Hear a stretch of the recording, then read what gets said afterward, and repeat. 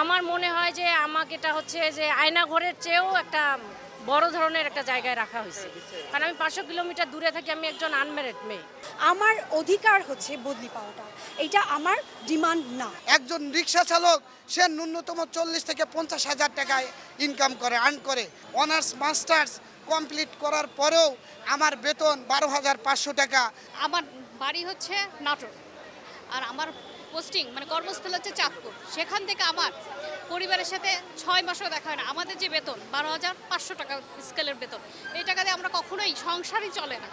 এর মধ্যে পরিবারে যদি আমরা 6 মাস পরে আসা যাওয়াতে টাকা শেষ, তাহলে আমরা কিভাবে? আর এদিকে আমার 2 ছেলে মেয়ে, আমার স্বামী আমার ছেলেকে নিয়ে থাকে, আর আমি আমার মেয়েকে নিয়ে থাকি। পরিবারটা সেপারেট হয়ে গেছে, 2 ভাগ হয়ে গেছে। এখন ছেলে কিভাবে ডিপ্রেশনে আছে, আমি ডিপ্রেশনে আছি। এজন্য আমরা চাচ্ছি যে আমাদের বদলিটা দিলে আমরা নিজ জেলায়, অন্তত নিজ জেলায় গেলে আমরা হচ্ছে স্বস্তিতে থাকতে পারবো। আর্থিক আমাদের বেতন কম, সেটা কোনো আমাদের আফসোস নাই, কিন্তু আমরা এক জায়গায় থাকতে চাচ্ছি, নিজের জেলায়। আমার মনে হয় যে আমাকে এটা হচ্ছে যে আয়নাঘরের চেয়েও একটা বড় ধরনের একটা জায়গায় রাখা হয়েছে, কারণ আমি 500 কিলোমিটার দূরে থাকি, আমি একজন আনম্যারিড মেয়ে। আমার বাবা মা ভাই বোন সবাই দুশ্চিন্তায় থাকে, কারণ আমি একটা ঘটনা চক্রে একবার সমস্যায় পড়ছিলাম। সবাই দুশ্চিন্তায় থাকে, এমনকি আমি চাকরিতে আসার পর থেকে আমার পরিবারে 5 জন সদস্য মারা গেছে। আমি 5 জনের একজনকেও দেখতে পারি না। আমি যেদিন চলে আসছি চাকরি জয়েন করার 8 দিন পরে আমার দাদু মারা গেছে। আমার প্রতিষ্ঠান প্রধান এতটাই অমানুষ ছিলেন যে আমাকে বলছে যে আপনার তো এখনো এমপিও হয়নি, আপনি কিভাবে চলে যাবেন? আপনি তো গত 2 দিন আগেই চলে আসছেন, আপনাকে ছুটি দেওয়া হবে না।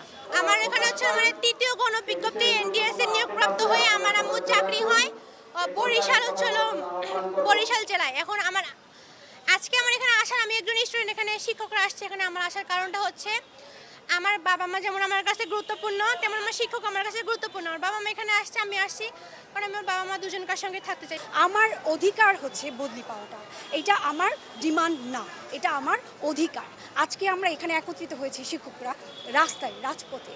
আমার কাজ শ্রেণীকক্ষে, কিন্তু আমি বাধ্য হয়েছি রাজপথে আসতে। কেন বাধ্য হয়েছি? আমি এখান থেকে আসলে আমার যে দায়িত্ব সেটা আমি পুরোপুরি পালন করতে পারছি না। আমি যেহেতু নৈতিকভাবে ক্লিয়ার না যে আমি অ্যাজ এ টিচার আমি পুরোটা দিতে পারতেছি, সেহেতু আমি আসলে কাজ করে আনন্দ পাচ্ছি না। আমি আমার দায়িত্ব থেকে যেটা মনে করি, যদি আমাকে বদলির ব্যবস্থা করে দেওয়া হয়, আমি যদি আমার পরিবারের সংস্পর্শে থেকে সারাক্ষণ ওদের সাথে থেকে আমি আমার বিদ্যালয়ে বা মাদ্রাসায় বা যে কোনো প্রতিষ্ঠানে যদি আমি কাজ করি, তখন কি হবে? আমার মাইন্ড ফ্রেশ থাকবে, আমি অনেক ভালো তাদেরকে লেসন দিতে পারবো। আমাদের পারিপার্শ্বিকে বিভিন্ন পেশাজীবীর মানুষ আছে। একজন রিক্সা চালক সে ন্যূনতম 40 থেকে 50,000 টাকায় ইনকাম করে, আর্ন করে। কিন্তু আমি সর্বোচ্চ ডিগ্রি অনার্স মাস্টার্স কমপ্লিট করার পরেও আমার বেতন 12,500 টাকা, যা আমরা পারিপার্শ্বিকে কোনো মহলেই আমরা আমাদের কষ্টের কথাগুলো আমরা বলতে পারি না।